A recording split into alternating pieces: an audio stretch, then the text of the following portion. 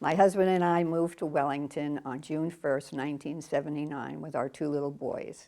Jeremiah was just turned 7, and Christian would turn 4 in 2 weeks. All he wanted for his birthday was a jungle gym in his backyard because we lived in a condo in New York City, and he thought that was the best thing in the whole world. We moved to Wellington because we could get a house immediately. There were always houses available. And we said we'd stay a year until we could figure out where we wanted to live. When you bought a house in Wellington, you were automatically given a free membership at the Wellington Club. And the Wellington Club in 1979 is what we now call the Tennis House at Palm Beach Polo and Country Club. Every weekend they had dinner and dancing with a very inexpensive price-fixed meal, so many of the new couples who were getting to know each other would come up for dinner and spend the evening making new friends. They had a wonderful pool complex, and all the young mothers with their children spent the summer sitting at the pool, getting to know each other and building relationships. When I moved to Wellington in June of '79, there were less than 250 homes and about 700 or 800 people. Joe Piccincelli was my real estate broker. Small world we live in. We went to church at Holy Name Catholic Church on Military Trail. There was no Catholic churches out here, and there were no schools. We went to school with my son, Jeremiah, at the age of 7. He was at Green Acres Elementary, and the principal at elementary was Buzz Spooner. He and I became friends as I volunteered in the school, and we started discussing that there were no schools in Wellington. At the same time, my little one, Christian, was at the Little Place Nursery School, which had just opened and was the only nursery school in town. And I was very concerned about sending him by bus to kindergarten 10 miles away from our home. For the first few months, we were visited by the welcome wagon when you arrived in Wellington. And this lovely lady would come within the first month after you moved to town, and she would bring you a basket of samples of merchandise that local merchants were selling, coupons for discounts, but the most important thing is she brought you an invitation to a tea to meet the other women in Wellington. And once a month, the welcome wagon would host a tea in someone's living room, and you would get to meet all the other new residents of the community. It was a great way to make new friends very quickly. Welcome Wagon also began to host special events. So they had a book club for women. They also organized a revolving dinners where you started at one house for an appetizer, you went to another house for the main course, and you went to a third house for the dessert. And it was a great way to learn neighborhoods and to find and meet new friends. It was a very easy community to acclimate when you didn't know anyone. The schools became a major issue by that winter. Green Acres Elementary was so overcrowded that even the principal, Mr. Spooner, was concerned about how they would accommodate all the children. Wellington was growing very quickly and building 500-600 houses a year, mostly to families with children, and they were all going to local schools that had not been designed to accommodate those kind of numbers. So in the spring of 1980, I started talking to some friends, including Harriet Offerman, and we got together a group of about 50 parents. We bought t-shirts, we had them made, and we started appearing at the school board meetings down on Belvedere Road, saying that it was time for Welling to have a school. By spring, they were tired of seeing us. And they agreed in the end of spring of 1980 that there would be a school in Wellington. And actually in February of '81, Wellington Elementary opened on a dirt lot at the corner of Paddock Drive and Wellington and Big Blue Trace. We had 10 portables, and Mr. Spooner became our first principal. We were thrilled. We finally had a school in Wellington. In October of 1980, I went to wake up my son Christian for school, still at Green Acres Kindergarten. But my youngest son didn't wake up. And I rushed him to the doctors, and he was eventually hospitalized first at Palm Beach Gardens, and then he was taken to Miami Children's Hospital. He had bacterial pneumococcal spinal meningitis, and he died 10 days later. We were completely devastated, but the community of churches here in Wellington rallied around us. They took care of Jerry, my son Jeremiah, who was 8, and they took care of us. They held prayer services. They supplied food. They never let us be alone through the whole process. I knew then that Wellington and its wonderful people would be my home forever. 1 minute while I regroup.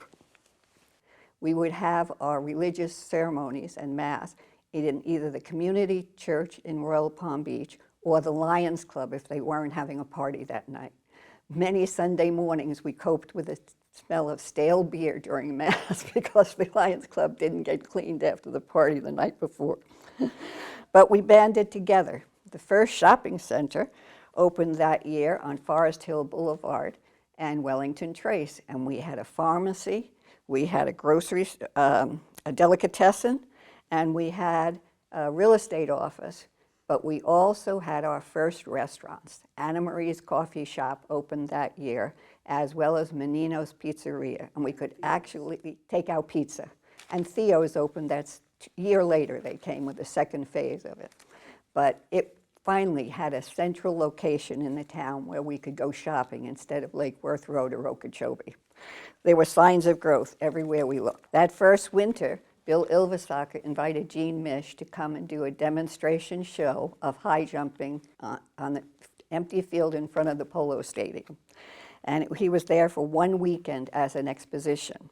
It was so successful that the following year he came and did a whole week's exhibition, and by the time 2 or 3 years passed, he was here for the season every year for 3 or 4 weeks of show jumping. The Polo House opened the following year in 1982 and hosted the most fabulous Sunday brunches before the polo match, and people from Palm Beach came just to have brunch and then attend the polo matches. It was really fun to watch all the people dressed in their fineries and beautiful hats come every Sunday out to Wellington. And it really helped Wellington establish itself as a place to be. Along the way, I went to work in 1981 at Palm Beach Polo and Country Club for Joanne Glisson, who was the director of membership, and she hired me to do special events for the members. In the season, we would have a fashion show every week at lunch. We would have bridge games every week. We would have wine tastings. And again, it was a great way to meet many people in the community and to get involved. In 1982, Palm Beach Polo and Country Club added a large tent out at the polo fields to host charity events for the local nonprofits who were always looking to raise money. Wellington continued to thrive throughout the 80s. Some years as many as 1,000 to 2,000 horses would come to be in the community for polo and show jumping events. In the winter of 1983-84, a new shopping center opened in Wellington on Forest Hill Boulevard called the Town Square Mall.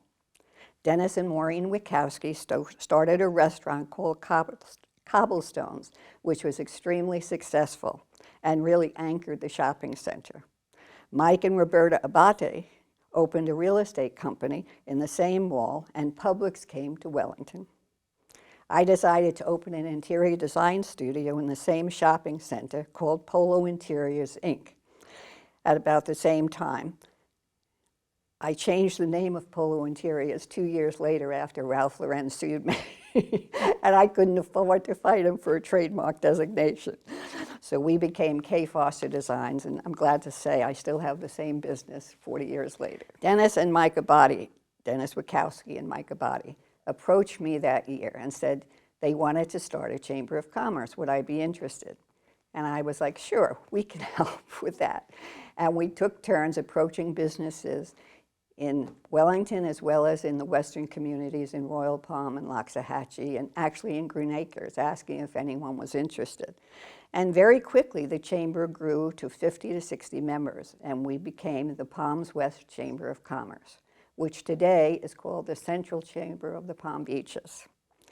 About a year after we started the chamber, Dennis Wikowski came up with the idea to do a holiday Christmas parade down Forest Hill Boulevard. It was small in the beginning, but today, 40 years later, is a huge success that draws tens of thousands of people every holiday season. In 1985, Core Point Corporation out of Miami, run by the Vidya family, bought out Gould Electronics and put their mark on the community. They built homes, they added 2 golf courses, as well as the new Wellington clubhouse out on Aero Club Drive. When the savings and loan crashed in 1988-89, the Vidya families, who had financed through Southeast Bank, lost out on everything and went bankrupt and were forced to sell their assets. In 1988, Landmark Land out of Oklahoma bought the assets from the bank, only to fail themselves 3 years later in the savings and loan crash outfall. The RTC, which is a federal government agency that takes over failed bank assets, took over the assets of Landmark Land, which included Palm Beach Polo and Country Club. And they sold off certain parcels of land for development, but they decided to auction off Palm Beach Polo and Country Club at a public auction in '93. A group of homeowners in Palm Beach Polo and Country Club decided that they would get together and buy the club themselves, only to be outbid at the very last minute by an unknown stranger from West Virginia, whose name was Glenn Straub. Mr. Straub arrived in town and created quite a stir, firing many employees in the first week of his arrival and ignoring the wishes of many of the homeowners, as well as the rules of the Acme Improvement District. As president of the Acme Improvement District, I asked for a meeting with Mr. Straub to introduce myself and hopefully develop a working relationship. I was invited to join him for lunch at the golf house within Palm Beach Polo and Country Club. I arrived and I was shown to this private dining room with this very long table, and I was asked to sit on one side. Fine. I sat for about 5 minutes, and in walked a parade of individuals. Mr. Straub had arrived with 8 of his associates, who sat on the other side of the table and started firing questions at me for the next 45 minutes. It was his lawyers, his department heads. It was very, very uncomfortable. And I kept answering the questions. I stayed calm. And all of a sudden, no one had ever introduced themselves. It was just like rapid fire interrogation. Mr. Straub looks up, looks at his associates and says, "You know, for a broad, she's pretty smart." I sat quietly and I couldn't decide whether to get up and walk out or to respond. So I took a moment and I said, "You know, considering the source, I'll take that as a compliment." There was dead silence in the room. And finally he laughed. He said, "I didn't mean it to offend you." I said, "Well, I'm not used to people calling me a broad." And that was it. We became very good working relationship from that day forward. Whenever there was a crisis, and there were many lawsuits in the pursuing years and disagreements between Mr. Straub and the village of Wellington, I was always able to get a meeting with him, which I insisted be one-on-one after my first experience, and he did honor that request. The Acme Improvement District started in 1951 as a drainage district. In 1951, Bink Liston was a realtor, but he was also a charter boat fishing captain. And one of the people that he would take out on charters every winter was C. Oliver Wellington. And Mr. Wellington mentioned to Bink one day on the boat, "If you ever find a good investment for me in land in the area, please let me know, and I'd like to buy it and put it away for my children." The following winter, Mr. Wellington came back and was riding on the boat with Bink, and Bink said, "Mr. Wellington, I found the land for you." And he said, "Well, I want to see it." And Bink said, "Meet me at Lantana Airport tomorrow morning, and I'll show you the land." So Mr. Wellington shows up at Lantana Airport, and they get in Bink's small plane. And Mr. Wellington says, "Well, why are we flying? Is it so far away?" He said, "No, it's underwater. But if you buy it, I'll drain it for you. You can hire me, and you'll have marketable land." And C. Oliver Wellington bought 20,000 acres, which is now Wellington, for 50 cents an acre. And he hired Bink Liston, who created the Acme Improvement District, and drained the land. Between 1951 and 1989, they had 29 requests or legislative requests to Tallahassee for additional powers, including drainage, water treatment plants, pump stations, roads, infrastructure, and each one was granted. When the Acme Improvement District went back to Tallahassee in 1989 for another request, the legislature mandated that the population in Wellington had grown sufficiently to require that the Board of Supervisors become publicly elected representatives of the community. The developer could no longer control the Acme Improvement District. And that led to our first public elections in 1990 for 3 seats. In 1971, Alcoa came to town and bought 7,600 acres from Investment Corporation of Florida and partnered with them to begin the development of Wellington. In 1974, Alcoa tried to force Investment Corp of Florida out in a buyout. But Mr. Jim Nall and Gary Stribling turned the tables and they forced Alcoa out. And Investment Corp of Florida had control of the 7,600 acres, which was the original property of Wellington. Investment Corp of Florida worked with Bink Glisson through the Acme Improvement District to continue the development and provide for the drainage, roads, and infrastructure that was needed before they could build the first houses. The first houses in Wellington went in 1977 on Satcham Place Terrace, where Dennis and Christina Marquez bought one of the first 40 houses in Wellington and opened the Pizzazz hair salons. And Frank Bratt on Quercus Lane built his house, and he was a local policeman, retired. And also there was housing on around the lake, and you had Gary Stribling had a house there, and Dennis Quinlan had a house there, who both worked for Investment Corp of Florida. And that was the beginning of Wellington. So back to 1990. The first 3 seats were up on the ballot in the November of 1990. There were 23 candidates. I was the only woman. To say that I did not get a warm welcome is an understatement. But I was determined as a representative of the community because I lived here, I had a business here, my children went to school here, and I felt, even as a single mom, that I knew what the community wanted. And one night I was playing bridge with a girlfriend and told them I had decided to run. And Jan Ellis, who was one of my friends, said, "Oh, Lord, I've always wanted to be a campaign manager." I said, "Guess what? You're hired." We had no idea what we were doing.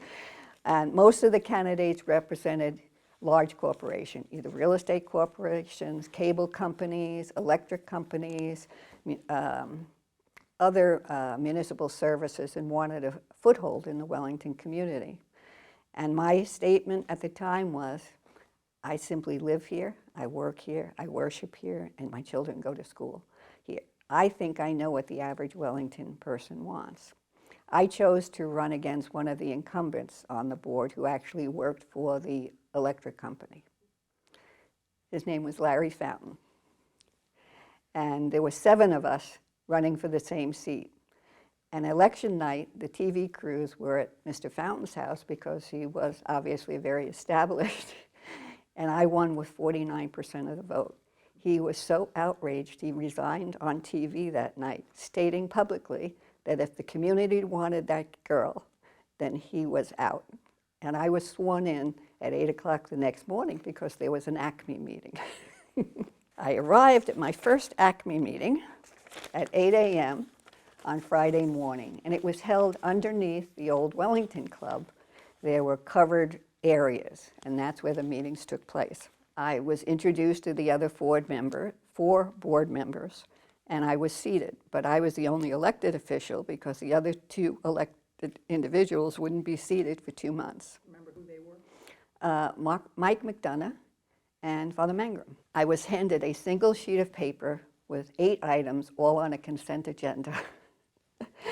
And the meeting was called to order, and I simply said, "Is there any backup information for these agenda items? I can't vote on something I know nothing about." And it was dead silence, and the meeting was tabled the following Monday. when they could get me backup information on the 8 agenda items. We reconvened on Monday with the 8 agenda items, and I was given a simple piece of paper for each one. And we went along fairly smoothly till we got to near the last item, which was bond refinancing for the Village of Wellington, submitted by a brokerage firm named Smith Barney. And I asked the question, having worked on Wall Street through college, what was the ratio of return on the bond financing? And nobody could answer the question. So once again, I said, well, I don't see how we can vote on something we don't understand and have no information on.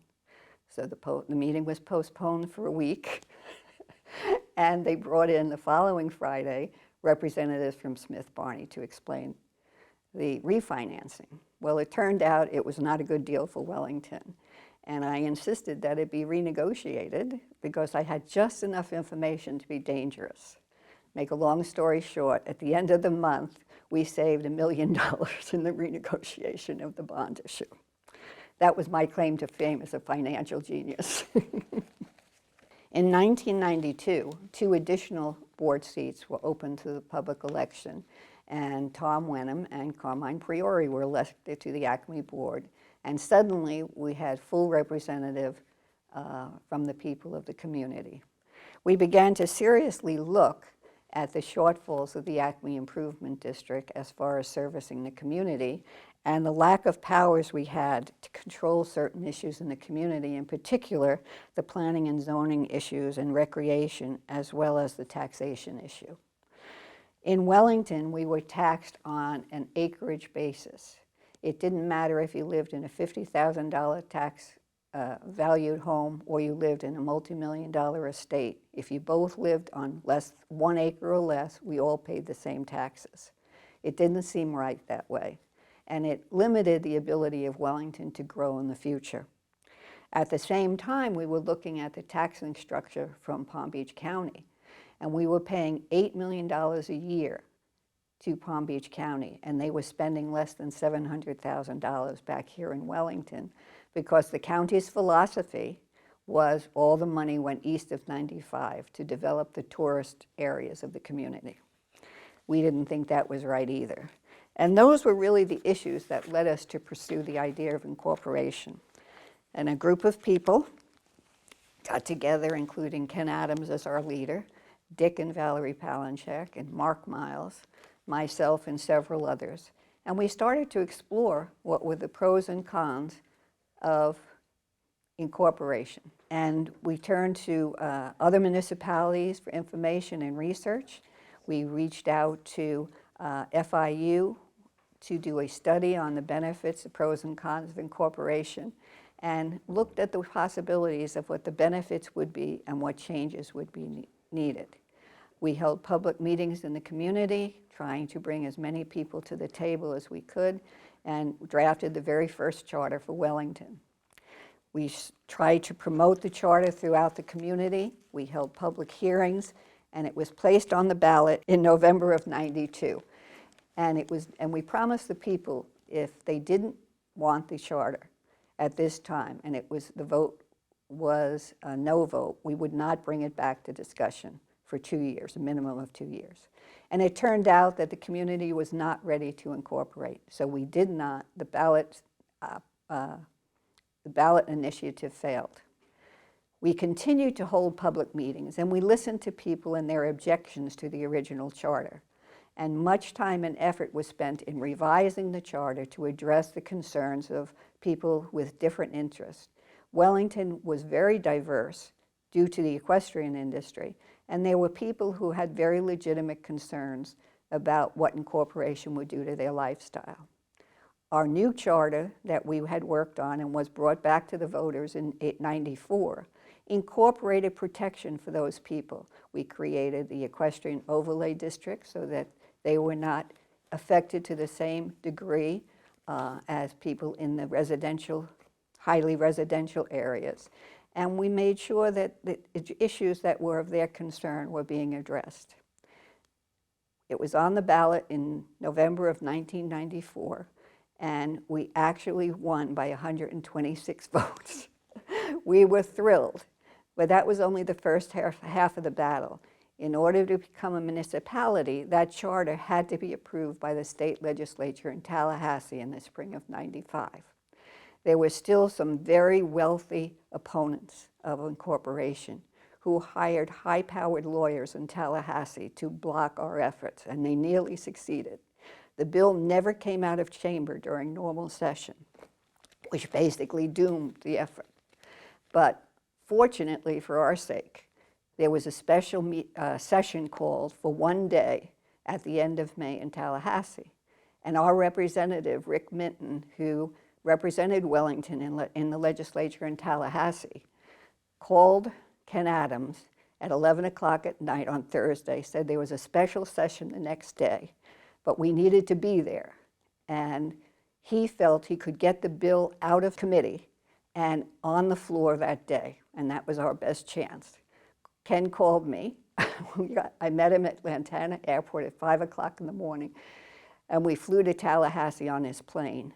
I have never in my life been so scared. We hit terrible thunderstorms. He had me acting as reading the sonar. I didn't know what the radar was for clouds and the storms. We couldn't land in Tallahassee. The weather was so bad, we circled for over an hour. Finally, there was a break in the clouds, and he flew through it, and we landed, and we joked about it for years later. We made it to Tallahassee with 10 minutes to spare, and Rick managed to get the charter on the floor that day, and it was the last item voted on by the legislature in 1995, that spring, which incorporated Wellington and made us an official village December 31st, 1995. Our first municipal elections were held in March of 1996, and 5 people were selected to serve on the first village council: Mike McDonough, Paul Adams, Carmine Priori, Tom Wenham, and myself, and I was selected the first mayor. Then our work really began. We had much to do to build a city. We had very little infrastructure because we didn't have all the departments of a municipality, and we had to create them. We had to write a comp plan. We had to create long-term plans and visions for the community.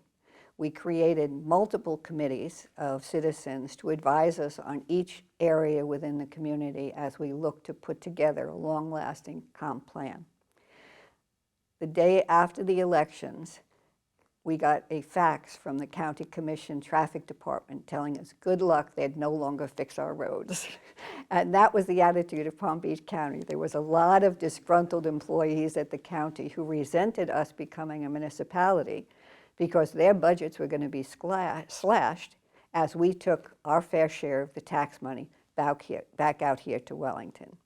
So it took some finesse and negotiating to calm down the county and to be able to work with them in a transition for the next 2 years as far as zoning and building permits and road maintenance until we were able to scale up to handle those facilities in-house. The day after the election, I got a call from Nancy Graham, who was the mayor of West Palm Beach, congratulating me, but making available her entire staff and every department head to any new departments we were creating who needed advice or guidance or wanted to come and ask questions. Out of the 37 municipalities in Palm Beach County at the time, she was the only one who reached out and offered help. I believe it was because women to women came into play. Most of the other mayors were men and really couldn't have cared less what happened to us out here. But she, in her kindness, reached out and offered help and was very, very helpful to us, as was her staff. And I've always been grateful for that. The biggest project and challenge we had was coming up with a comp plan, which was the long-term vision for the community for the next 10 years that we had to submit to Tallahassee within a year of incorporation. We had a framework for that under the charter, but working out the fine details that were included in a comp plan was a very intense process and required tremendous input, not only from the elected officials, but from the community and for their wishes and interests to be met. And it really was a Herculean effort by all involved to make that come together. And I'm proud to say that that comp plan, 90% is still in effect today, 25 years later. Okay. That charter included, that comp plan included the Equestrian Overlay District, which was essential and is essential today in protecting the growth of the equestrian industry, which has become the major economic force in this community. Between polo, show jumping, and dressage, it's the backbone of our community as far as financial stability is involved. Without the equestrians, we would not have the diversity of lifestyle, of nationalities, of interests that we have and benefit from today. The equestrian industry as a whole put Wellington on the map in an international way. We have Olympic riders here every year in both dressage and in show jumping that brings to this community an element that you couldn't find anywhere else in most of the United States. The Bellissimo family had been coming here for years in the early 90s, so their daughters who rode could participate in the show jumping. In 1996, Mark and Catherine Bellissimo decided to relocate down here to get away from the pressures of life in Boston, Massachusetts, and so their girls could show down here as well as the boys attend school in a smaller environment. Mark had retired from his tech jobs. He had started and sold several tech companies at that point and had come down here basically to retire and fell in love with the equestrian industry and became partners with Jean Mish, ultimately buying out Jean Mish and creating the Wellington Equestrian Partners. The Wellington Equestrian Partners went on to purchase most of the land in the equestrian show jumping area and the surrounding community, and it is hard to imagine the improvements that he brought to this community with the development of the Palm Beach International Equestrian Center and the Dressage Center. And now with the polo under their control as well as the Wanderers Club, the equestrian industry is here to stay forever. Today we have over 10,000 people and 12,000 horses come to the community every year in season, which now lasts instead of 10 or 12 weeks for almost 5 months every year, and is soon to become a year-round industry at the rate they're going. Wellington truly became a diverse community with opportunities for all to start a small business and service this budding industry. Family found housing available in Wellington for all price points. You could buy a townhouse for under $100,000, or you could buy a multi-million-dollar estate if that was your choice. People came from all parts of the world to be part of Wellington. And Wellington thrived because of it. The diversity and the cross-cultural benefits of growing up in a neighborhood with children from all different faiths and ethnicities brought great unity to our community. We were always a family-oriented community, and to this day, family first in Wellington. In 1996, we worked with the Minto Corporation to annex the land east of 441 all the way to the turnpike to ensure that, in effect, the front door of Wellington would be protected and be compatible to the rest of the community. Minto went ahead and built the developments of Olympia and Buena Vida and did an absolutely beautiful job of streetscaping, which ensured that Wellington would always look the way we had hoped it would and would attract people who wanted a very high-end quality of life for their families. In 1999, the original Wellington Country Club that was built by Gould had been abandoned for several years, and the village decided to try and buy it and create a center for the community. It was probably the best decision we made as a village council was to purchase that old building and to secure that land for the future Heart of Wellington, which today holds the Village Hall as well as the Community Center and the Equestrian Complex. We also have an amphitheater and a park for children, and most residents have spent many a night or day in the community as part of family activities.